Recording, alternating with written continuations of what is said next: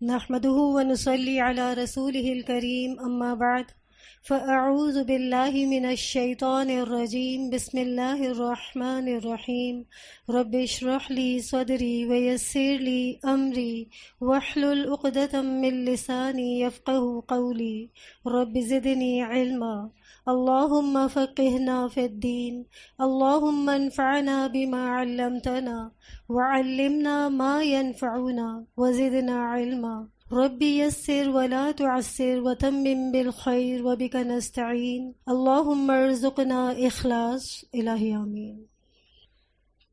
نیت کے مسائل۔ اعمال کے اجر و ثواب کا دار و مدار نیت پر ہے۔ حضرت عمر بن خطاب رضی اللہ تعالی عنہ کہتے ہیں، میں نے رسول اللہ صلی اللہ علیہ وسلم کو فرماتے ہوئے سنا، اعمال کا دار و مدار نیتوں پر ہے، ہر شخص کو اس کی نیت کے مطابق بدلہ ملے گا۔ جس نے دنیا حاصل کرنے کے لیے ہجرت کی اسے صرف دنیا ہی ملے گی اور ہجرت کا ثواب نہیں ملے گا، اور جس نے کسی عورت سے نکاح کے لیے ہجرت کی اسے بس عورت ہی ملے گی اور ہجرت کا ثواب نہیں ملے گا۔ اسے بخاری نے روایت کیا ہے۔ یعنی جس کی جیسی نیت ہوگی اسے ویسا ہی ملے گا۔ ہر انسان جو کچھ بھی کرتا ہے بظاہر وہ کتنا ہی اچھا ہو، کتنا ہی بڑا اور کتنا ہی نیک عمل کیوں نہ ہو، لیکن اگر اس کے پیچھے مقصد کچھ اور ہے، غرض کچھ اور ہے، آپ کی نیت کچھ اور ہے، تو بظاہر کیا ہوا ایسا عمل آپ کو فائدہ نہیں دے گا، جب تک کہ وہ کام آپ اللہ کے لیے خالص ہو کر نہ کریں اور جو مقصد ہے آپ کا وہ آخرت چاہنا ہو۔ عبادات میں ہر کام میں ویسے تو نیت بہت زیادہ کاؤنٹ کرتی ہے۔ آپ کی نیت اگر اللہ کے لیے خالص نہ ہوئی تو پھر چاہے وہ نماز ہو چاہے روزہ ہو، پورا دن بھوکا پیاسا رہ کر بھی آپ کو اس کا اجر و ثواب حاصل نہیں ہوگا، کیونکہ وہ مقصد اللہ کے لیے نہیں تھا۔ تو اسی لیے کہا جاتا ہے کہ ہر عمل کا دار و مدار نیت پر ہے۔ دکھاوے کا روزہ شرک ہے۔ حضرت شداد بن اوس رضی اللہ تعالی عنہ کہتے ہیں، میں نے رسول اللہ صلی اللہ علیہ وسلم کو فرماتے ہوئے سنا ہے، جس نے دکھاوے کی نماز پڑھی اس نے شرک کیا، جس نے دکھاوے کا روزہ رکھا اس نے شرک کیا، اور جس نے دکھاوے کے لیے صدقہ کیا اس نے شرک کیا۔ اسے احمد نے روایت کیا ہے۔ وہی بات کہ یعنی اللہ کو ہمارے ایسے اعمال اور عبادات کی ضرورت نہیں ہے جو لوگوں کو دکھانے کے لیے کیے جائیں۔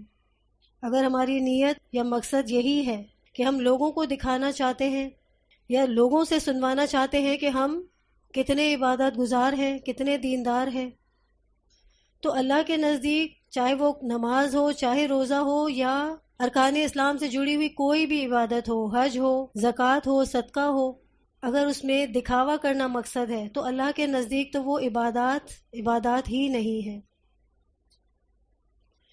اللہ تعالیٰ ایسے بندے کو دنیا میں ہی اس کا اجر دکھا دیں گے، وہ دنیا میں ہی شہرت حاصل کر دے گا کہ فلاں بندہ کتنا دیندار ہے، کتنا نیک ہے اور کتنا عبادت گزار ہے، کیونکہ اس کا مقصد یہی ہے کہ وہ لوگوں کے درمیان شہرت حاصل کرے۔ وہ کتنا اچھا پڑھتا ہے، وہ کتنا اچھا پڑھاتا ہے، اگر آپ کی نیت ذرا سی بھی اس طرح کی ہے تو پھر یہ اخلاص اللہ کے لیے نہیں ہے، نیت بدل گئی اور اجر ضائع ہو گیا۔ تو ایسے لوگوں کے لیے پھر آخرت میں کچھ بھی نہیں رہے گا۔ روزے کی نیت دل کے ارادے سے ہے، مروجہ الفاظ وبصوم غد نویت سنت سے ثابت نہیں۔ نیت دل میں ہونی چاہیے، یہ خود ساختہ الفاظ ہے، یعنی مروجہ الفاظ سے مراد یہ خود ساختہ الفاظ ہیں، شریعت میں اس کی کوئی حیثیت نہیں یا حدیث سے یہ الفاظ ثابت نہیں ہیں۔ نیت محض دل کے ارادے کا نام ہے اور دل میں ارادہ کر لینا ہی کافی ہے۔ فرض روزے کی نیت فجر سے پہلے کرنا ضروری ہے۔ اب یہ بہت اہم بات ہے، فرض روزے کی نیت فجر سے پہلے کرنا ضروری ہے۔ حضرت حفصہ رضی اللہ تعالی عنہا سے روایت ہے کہ نبی اکرم صلی اللہ علیہ وسلم نے فرمایا، جس نے فجر سے پہلے روزے کی نیت نہ کی اس کا روزہ نہیں۔ اسے ابو داؤد اور ترمذی نے روایت کیا ہے۔ یعنی آپ رات کو سوتے وقت دل میں ارادہ کر لیتے ہیں۔ ویسے تو رمضان شروع ہوتا ہے اور ہم سب یہی نیت کرتے ہیں کہ ہم انشاءاللہ پورے مہینے کے روزے رکھیں گے۔ تو اب یہ ضروری نہیں ہے کہ آپ روزانہ کہیں کہ میں آج بھی روزہ رکھوں گی، پھر رات کو سوتے وقت کہیں میں آج بھی روزہ رکھوں گی۔ رمضان شروع ہوتا ہے اور ہم سب کی نیت کاؤنٹ کر لی جاتی ہے کہ ہم چاہتے ہیں کہ ہم پورے مہینے رمضان کے روزے رکھیں، الا یہ کہ کوئی عذر آ جائے۔ امام احمد کا کہنا ہے کہ ہم سارے روزوں کی نیت ایک ساتھ کر سکتے ہیں۔ جیسے رمضان شروع ہوتا ہے تو آپ کی کیا نیت ہوتی ہے کہ میں پورے روزے رکھوں گی، تو روزانہ یہ نیت کرنا ضروری نہیں۔ اسی طرح فقہا کہتے ہیں کہ رمضان المبارک میں روزے کے ارادے سے سحری کرنا بھی نیت کے قائم مقام ہے، یعنی سحری کے وقت اٹھنا آپ کا کس ارادے سے ہوتا ہے؟ نیت کیا ہوتی ہے سحری کے لیے؟ روزہ رکھنے کی ہی نیت ہوتی ہے، یعنی سحری بھی روزے کی ہی نیت ہے، اور نیت دل کے ارادے کا نام ہے۔ لیکن اس میں جو ایک اہم بات بتائی گئی ہے، فرض روزے کی نیت فجر سے پہلے کرنا ضروری ہے۔ اس کا کیا مطلب ہے کہ ایک بات تو میں نے آپ کو واضح کی کہ جب آپ سوتے ہیں یا آپ رمضان شروع ہوتا ہے تو آپ کی اوور آل نیت ایک کاؤنٹ کر لی جاتی ہے تمام روزوں کے لیے۔ بسا اوقات ایسا ہوتا ہے کہ کبھی ہمارے ساتھ پیریڈز کا ایشو آتا ہے، اب ہم پاک نہیں ہوئے، لیکن ہمیں یہ ڈاؤٹ ہے کہ ہم صبح فجر کے بعد یعنی صبح 9-10 بجے اٹھیں گے یا صبح 10-11 بجے ہم پاک ہو جائیں گے، تو ہم یہ سوچ کر کھانا پینا اپنا ترک کر دیتے ہیں کہ اگر اس وقت میں پاک ہو سکی تو میں روزہ کنٹینیو کروں گی یا روزہ رکھ لوں گی۔ یعنی اب آپ نیت کب کر رہے ہیں؟ صبح کے وقت جب آپ سو کر اٹھتے ہیں، آپ دیکھتے ہیں کہ آپ پاک ہیں اور آپ کے ساتھ کوئی ایسا معاملہ نہیں، تو آپ کہتے ہیں کہ اب میں نے روزہ رکھا ہے، یعنی میرا روزہ ہے۔ جب روزہ بند کرنے کا وقت تھا اس وقت آپ ڈاؤٹ فل تھے، لیکن آپ تاخیر سے نیت نہیں کر سکتے کیونکہ یہ فرض روزہ ہے۔ فرض روزوں میں قضا کے روزے ہوں یا پھر کفارے کے روزے ہوں، ان سب کی نیت فجر سے پہلے کرنا ضروری ہے۔ اس کے برعکس اگلا مسئلہ ہم دیکھتے ہیں، نفلی روزے کی نیت دن میں زوال سے پہلے کسی بھی وقت کی جا سکتی ہے، اور نفلی روزہ کسی وقت بھی کسی وجہ سے توڑا جا سکتا ہے۔ ام المؤمنین حضرت عائشہ رضی اللہ تعالی عنہا سے روایت ہے کہ ایک دن نبی اکرم صلی اللہ علیہ وسلم میرے گھر تشریف لائے اور پوچھا، کیا تمہارے پاس کچھ کھانے کو ہے؟ ہم نے کہا نہیں۔ نبی اکرم صلی اللہ علیہ وسلم نے فرمایا، اچھا تو پھر میرا روزہ ہے۔ یہ دن کا وقت تھا۔ کسی اور دن پھر نبی اکرم صلی اللہ علیہ وسلم ہمارے گھر تشریف لائے۔ میں نے عرض کیا، یا رسول اللہ صلی اللہ علیہ وسلم، حیض کا حلوہ تحفے میں آیا ہے۔ رسول اللہ صلی اللہ علیہ وسلم نے فرمایا، تو لاؤ، میں صبح سے روزے سے تھا۔ اسے مسلم نے روایت کیا ہے۔ اس حدیث میں دو باتیں بتائی گئی ہیں۔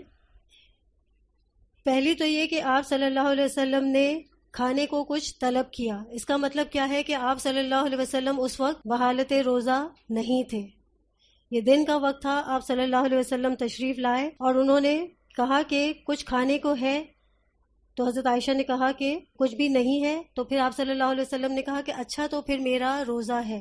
یہ عام دنوں کی بات ہے، رمضان کے علاوہ، ٹھیک ہے۔ یہ کس بات کی دلیل ہے کہ نفلی روزہ اس کی نیت دن میں بھی کی جا سکتی ہے، زوال سے پہلے، ٹھیک ہے۔ پھر دوسری بات اس میں کیا بتائی گئی ہے کہ کسی اور دن پھر نبی اکرم صلی اللہ علیہ وسلم ہمارے گھر تشریف لائے۔ میں نے عرض کیا کہ حیض کا حلوہ تحفے میں آیا ہے، تو رسول اللہ فرمایا، تو لاؤ، میں صبح سے روزے سے تھا۔ اسے مسلم نے روایت کیا ہے، یعنی آپ صلی اللہ علیہ وسلم نے اس وقت روزہ کھول لیا کیونکہ یہ نفلی روزہ تھا۔ یہی فرق ہے فرض روزے میں اور نفلی روزے میں کہ نفلی روزے کی نیت آپ زوال سے پہلے 11-12 بجے تک بھی کر سکتے ہیں، لیکن فرض روزے کی نیت صبح صادق تک ہی کی جا سکتی ہے، یعنی سحری کر کے روزہ بند کرنے کا جو وقت ہوتا ہے اس وقت تک ہی آپ کی فائنلی نیت ہو کہ آپ روزے سے ہیں۔ اب یہاں بات ہے کہ نفلی روزہ کسی وقت بھی توڑا جا سکتا ہے یا کسی وجہ سے بھی توڑا جا سکتا ہے۔ مثلا اگر آپ کسی کے گھر جاتے ہیں یا کسی ایسی جگہ جاتے ہیں جہاں آپ کے سامنے کچھ کھانا رکھا جاتا ہے، اب آپ نہیں چاہتے کہ آپ اس پر یہ ظاہر کریں کہ آپ نفلی عبادات کرتے ہیں اور آپ روزے رکھتے ہیں، آپ اس پر یہ نہیں بتانا چاہتے، تو اس صورت میں آپ کو اجازت ہے کہ چونکہ یہ نفلی روزہ ہے تو آپ اس وقت منع نہ کریں اور روزہ توڑ لیں، روزہ کھول لیں۔ صحیح۔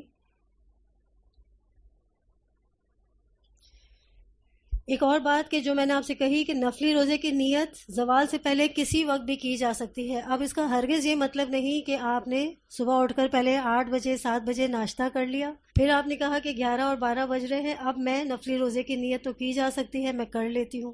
تو ایسا کر سکتے ہیں؟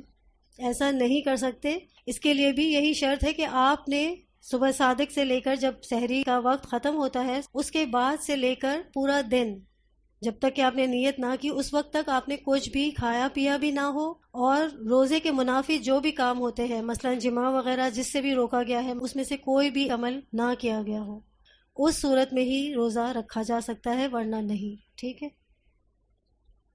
یہ تھے نیت کے مسائل. چلیے اگلا ٹاپک دیکھتے ہیں، سحری اور افطاری کے مسائل. السحور والافطار، سحری کھانے میں برکت ہے. نیند سے اٹھ جانے کے بعد جان بوجھ کر سحری ترک نہیں کرنی چاہیے.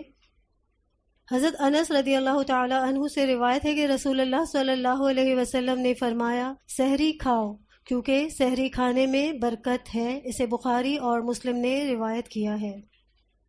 سحری کو بہت ہی اہم مقام حاصل ہے روزے میں، لیکن آپ دیکھتے ہیں کہ بہت سارے لوگ اس چیز کو یعنی سحری کرنے کو اہمیت نہیں دیتے،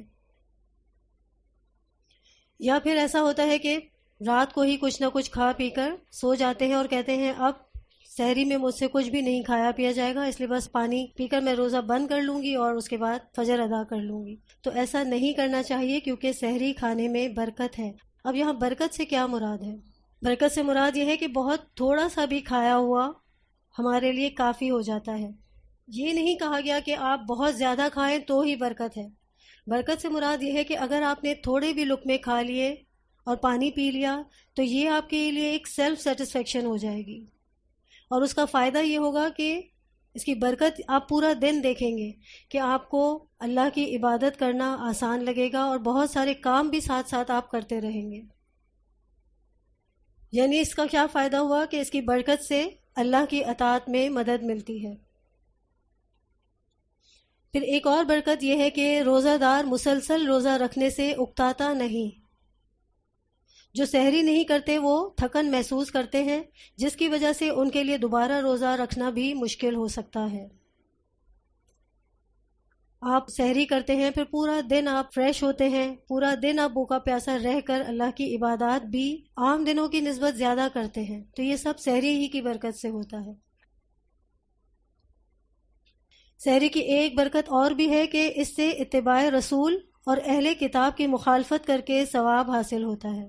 اہل کتاب کی مخالفت یعنی جو اہل کتاب ہیں وہ بھی روزے رکھتے ہیں، مگر ان کے اور ہمارے روزوں میں فرق سحری کا ہے، تو ان کی مخالفت کر کے بھی ہمیں ثواب حاصل ہوتا ہے. اور ایک اور فائدہ کہ سحری کے بعد فجر کی نماز بھی وقت پر ادا ہو جاتی ہے. آپ دیکھتے ہیں جو سحری کرتے ہیں پھر روزہ بند کرتے ہیں تو فوراً سے نماز فجر اول وقت میں ادا ہو جاتی ہے. لیکن عام دنوں میں آپ دیکھتے ہیں کہ آپ سحری کے لیے نہیں اٹھتے، یا اگر کوئی تہجد کے لیے اٹھتا ہے پھر وہ ایک الگ بات ہے، ورنہ کیا ہوتا ہے عموماً فجر لیٹ ہو جاتی ہے اکثر لوگوں کی. اور یہ حال ہم رمضان کے بعد مسجدوں میں دیکھتے ہیں. جیسے ہی رمضان ختم ہوتا ہے بہت کم صفیں نظر آتی ہیں، مسجدوں کی رونق ختم ہو جاتی ہے. اس کی وجہ یہ ہوتی ہے کہ کوئی سحری کے لیے اس وقت اٹھنے کا پابند نہیں. اس صورت میں نمازوں میں لوگ یا تو پہنچتے نہیں یا پھر دیر سے پڑھتے ہیں. آگے دیکھیے، رمضان المبارک میں فجر کی اذان سے پہلے سحری کے لیے اذان دینا سنت ہے. حضرت عائشہ رضی اللہ تعالی عنہا سے روایت ہے کہ حضرت بلال رضی اللہ تعالی عنہ رات کو سحری سے قبل اذان دے دیا کرتے تھے. چنانچہ رسول اللہ صلی اللہ علیہ وسلم نے فرمایا اس وقت تک کھاؤ پیو جب تک ابن ام مکتوم رضی اللہ تعالی عنہ اذان نہ دے دے، اس لیے کہ ابن ام مکتوم رضی اللہ تعالی عنہ اس وقت تک اذان نہیں دیتے جب تک فجر نہ ہو جائے. یعنی سحری میں جگانے کے لیے اذان دی جا سکتی ہے. آج بھی آپ دیکھتے ہوں گے کہ سحری کے وقت میں کہیں نہ کہیں کسی نہ کسی مسجد سے اذان کی آواز آتی ہے، تو یہ کرنا سنت سے ثابت ہے. سعودی عرب میں آج بھی یہ اذانیں دی جاتی ہیں تہجد کے لیے بھی، یعنی رمضان میں تو ہے ہی، سحری کے لیے بھی اور عام دنوں میں بھی دی جاتی ہے تہجد کے لیے. اس وقت جو اذان ہوتی ہے اور جو پہلی اذان ہے ان دونوں کے درمیان کا وقت سحری کھانے کا وقت ہوتا ہے. افطار میں جلدی کرنا اور سحری میں دیر سے کھانا انبیاء کرام علیہ السلام کا طریقہ ہے۔ حضرت ابو درداء رضی اللہ تعالیٰ عنہ کہتے ہیں رسول اللہ صلی اللہ علیہ وسلم نے فرمایا 3 باتیں اخلاق نبوت سے ہیں۔ نمبر 1 روزہ جلدی افطار کرنا، نمبر 2 سحری دیر سے کھانا، نمبر 3 نماز میں دایاں ہاتھ بائیں کے اوپر باندھنا۔ اسے طبرانی نے روایت کیا ہے۔ روزہ جلدی افطار کرنے سے کیا مراد ہے؟ جب سورج غروب ہوتے ہی جو وقت ہوتا ہے اس کے فوراً ساتھ ہی ہمیں روزہ افطار کر لینا چاہیے۔ عموماً ہم اس شک میں مبتلا رہتے ہیں کہ اذان ہوئی نہیں ہوئی، ہم روزہ کھول لیں یا نہ کھولیں۔ ہوتا ہے یہ شک۔ اذان کبھی کبھار 2-4 منٹ لیٹ بھی ہوتی ہے، لیکن روزہ افطار کرنے کے لیے جو معیار ہے ہمارے پاس یا جو وقت بتایا گیا ہے وہ کیا ہے؟ غروب آفتاب ہوتے ہی فوراً ہی روزہ افطار کر لینا چاہیے۔ اور سحری دیر سے کھانا، اب آپ یہاں دیکھیں سحری دیر سے کھانا لکھا ہے، دیر تک کھانا نہیں لکھا، ٹھیک ہے؟ تو اس بات کو دھیان رکھیں کہ سحری دیر سے کھانا یعنی یہ نہیں ہو سکتا کہ آپ رات کو کھا پی کر آرام سے سو جائیں، یہ سحری جلدی سے کھانا مراد ہوا۔ سحری جلدی نہیں کھانی، سحری دیر سے کھانا ہے، یعنی جو سحری کا وقت ہوتا ہے اس دوران سحری کرنی چاہیے۔ انتہائی سحر کا آپ دیکھتے ہیں کہ کچھ نقشے وغیرہ مساجد میں رمضان شروع ہوتا ہے اور ہمیں دے دیے جاتے ہیں، جس میں روزہ افطار کا جو وقت ہے، غروب آفتاب کا جو وقت ہے وہ بھی دیا جاتا ہے، اور جو انتہائی سحر ہوتا ہے اس کا بھی وقت دیا جاتا ہے کہ اس وقت تک آپ سحری کر سکتے ہیں اور اس وقت روزہ کھول لینا چاہیے۔ 1 منٹ آگے اور 1 منٹ پیچھے ہم کر سکتے ہیں، اس کو آپ تاخیر یا جلدی نہیں کہیں گے۔ یعنی ایسا نہیں ہے کہ اگر انہوں نے جو ٹائم دیا ہے آپ کو 1 منٹ اگر آپ دیر سے روزہ افطار کرتے ہیں تو یہ دیر نہیں کہلائے گی، اور اگر آپ روزہ بند کرنے کا جو انہوں نے ٹائم دیا اس سے 1 منٹ پہلے بند کر لیتے ہیں تو یہ جلدی نہیں کہلائے گا، ٹھیک ہے؟ 1 منٹ آگے پیچھے کا آپ فرق رکھ سکتے ہیں، لیکن 4 اور 5 منٹ لیٹ روزہ کھولنا یا دیر تک سحری کرتے رہنا تو یہ چیز درست نہیں۔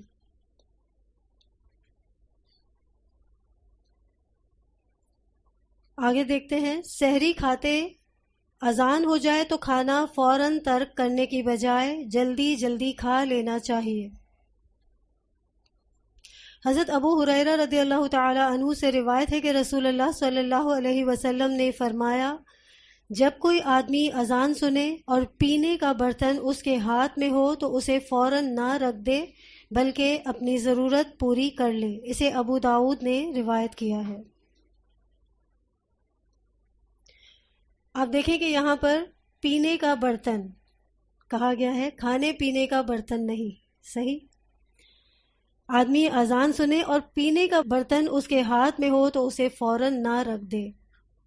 آپ دیکھیں کہ دین میں کتنی حکمت ہے۔ عموماً ہم آخر میں کیا کر رہے ہوتے ہیں؟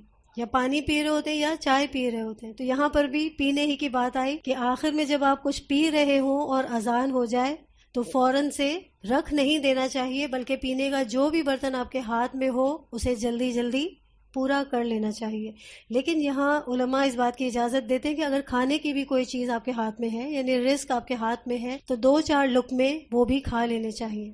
پر آپ یہ نہیں کر سکتے کہ اجازت ہے تو اذان تک کھاتے رہیں اور مزید کچھ ڈال کر بھی جلدی جلدی کھا لیں کہ ابھی وقت ہے، یا 1 کپ چائے فنش ہوا تو دوسرا بھی پی لیا احتیاطاً کہ زیادہ صحیح رہتا ہے۔ 2 کپ چائے تو میری عادت ہے، تو پھر اس عادت پر عمل نہیں کیا جائے گا، بلکہ جو آپ کے ہاتھ میں ہے صرف اتنی ہی چائے یا پانی یا کچھ لقمے آپ کھا پی سکتے ہیں، اس کی اجازت ہے۔ روزہ افطار کرنے کے لیے غروب آفتاب شرط ہے۔ حضرت عمر رضی اللہ تعالی عنہ کہتے ہیں کہ رسول اللہ صلی اللہ علیہ وسلم نے فرمایا جب رات آ جائے، دن چلا جائے اور سورج غروب ہو جائے تو روزہ دار روزہ کھول لے۔ اسے بخاری اور مسلم نے روایت کیا ہے۔ اس کی وضاحت میں دیکھتے ہیں آگے۔ دوران سفر، جہاز پر سوار ہوتے وقت اگر روزہ افطار کرنے میں 15 منٹ باقی ہوں لیکن پرواز کی مطلوبہ بلندی پر پہنچ کر سورج 1 گھنٹے بعد غروب ہوا تو روزہ بھی 1 گھنٹے بعد یعنی غروب آفتاب کے بعد ہی افطار کیا جائے گا۔ اسی طرح سحری کے وقت کا تعین بھی حاضر جگہ اور مقام کے لحاظ سے کیا جائے گا۔ سمجھ آئی یہ بات؟ اگر آپ سفر پر روانہ ہو رہے ہیں ہوائی جہاز میں، ٹھیک ہے، اب آپ نے ٹائم دیکھا، فلائٹ میں سوار ہوتے وقت روزہ کھولنے میں آپ کے شہر کے مطابق ابھی صرف 5-10 منٹ باقی ہے اور اذان ہونے والی ہے، لیکن فلائٹ آپ کی پرواز کر چکی ہے۔ آپ بلندی پر پہنچتے ہیں، وہاں سورج نظر آ رہا ہے، وہاں سورج ابھی غروب نہیں ہوا، اور غروب آفتاب روزہ کھولنے کے لیے شرط ہے۔ اب آپ یہ نہیں کہیں گے کہ اپنی گھڑی کے مطابق میرا روزہ تو پورا ہوا، میں نے جہاں سے رکھا تھا اسی کے مطابق 10 منٹ بعد آپ روزہ افطار کر لیں، تو ایسا نہیں ہوگا۔ آپ کو غروب آفتاب کا انتظار کرنا ہوگا، کیونکہ مقام اور جگہ کا لحاظ رکھنا ضروری ہے۔ اسی طرح سحری کا بھی حکم ہے۔ جب سورج کے غروب ہونے کا یقینی علم ہو جائے، یعنی آپ کو یقین ہے کہ اب سورج غروب ہو چکا ہے، تو پھر بلا تاخیر روزہ افطار کر لینا چاہیے۔ وہم اور شک کی بنیاد پر افطار میں تاخیر کرنا درست نہیں ہے۔ اب ہمارا مسئلہ یہ ہے کہ ہم غروب آفتاب کا مشاہدہ نہیں کر سکتے کیونکہ ہمارے آس پاس بڑی بڑی عمارات ہیں، تو اس مسئلے کا حل کیا ہے؟ پھر وہی بات کہ جو نقشے یا جو چارٹس ہمیں دیے جاتے ہیں ہم اس کے مطابق روزہ کھول سکتے ہیں۔ اذان کا انتظار کرنا ضروری نہیں ہے، کیونکہ اذان کس لیے ہوتی ہے؟ نماز کے لیے، جماعت کے لیے۔ اذان سے روزہ افطار کرنے کا تعلق نہیں۔ اکثر لوگ اذان کا انتظار کرتے ہیں کہ پہلے اذان سنیں گے پھر۔ آپ سوچیں کہ اگر اذان کا سننا شرط ہوتا تو پھر جن جگہوں پر مسجدیں ہی نہیں ہیں تو پھر وہ لوگ کیا کرتے؟ اور یا پھر جہاں مسجدیں ہیں لیکن بسا اوقات اذان کی آوازیں گھروں تک نہیں پہنچتی، اس صورت میں وہ کیا کرتے؟ تو اس وجہ سے حکمتاً اس چیز کو رکھا ہی نہیں گیا کہ آپ اذان سن کر، کیونکہ اذان کبھی 2-3 منٹ تاخیر سے بھی ہو جاتی ہے، تو ہمیں اس بات کا خیال رکھنا چاہیے کہ اذان سننا روزے کے لیے شرط نہیں، روزہ افطار کرنے میں تاخیر کرنا بھی درست نہیں۔ پھر اگلی حدیث ہے، تازہ کھجور، خشک کھجور، چھہارا، پانی سے روزہ افطار کرنا مسنون ہے۔ آپ صلی اللہ علیہ وسلم کس چیز سے افطار کیا کرتے تھے؟ تازہ کھجور ہو یا پھر خشک کھجور یعنی چھہارا، یا پھر پانی سے بھی روزہ افطار کرنا مسنون ہے۔ نمک سے روزہ افطار کرنا سنت سے ثابت نہیں۔ اور کون کون سی چیزیں ہیں جو سنت سے ثابت نہیں مگر لوگ ان چیزوں کو بھی شامل کرتے ہیں کہ اس سے بھی روزہ کھولا جا سکتا ہے؟ دودھ سے، جلیبی سے اور دہی سے۔ کوئی بھی چیزیں اس طرح کی سنت سے ثابت نہیں ہے، نہ نمک، نہ دہی، نہ چاول، نہ دودھ، نہ جلیبی، ٹھیک ہے۔ کھجور ایکچولی بہت زیادہ اس میں انرجی ہوتی ہے، اور پورا دن جب ہم بھوکے اور پیاسے رہتے ہیں تو جب کھجور کھاتے ہیں تو وہ ہمارے لیے کافی ہو جاتی ہے، توانائی دیتی ہے اور بہت زیادہ فائدہ مند ہوتی ہے۔ حضرت انس رضی اللہ تعالی عنہ سے روایت ہے کہ نبی اکرم صلی اللہ علیہ وسلم نماز مغرب سے پہلے تازہ کھجوروں سے روزہ افطار فرماتے، اگر تازہ کھجوریں نہ ہوتی تو خشک کھجوروں یا چھہاروں سے افطار فرماتے، اگر خشک کھجوریں بھی نہ ہوتی تو چند گھونٹ پانی ہی سے افطار فرما لیتے۔ اسے ابو داؤد اور ترمذی نے روایت کیا ہے۔ اب غور کریں کہ آپ صلی اللہ علیہ وسلم نماز مغرب سے پہلے کیا کھاتے تھے، افطار میں کیا کھایا کرتے تھے؟ صرف کھجور اور پانی۔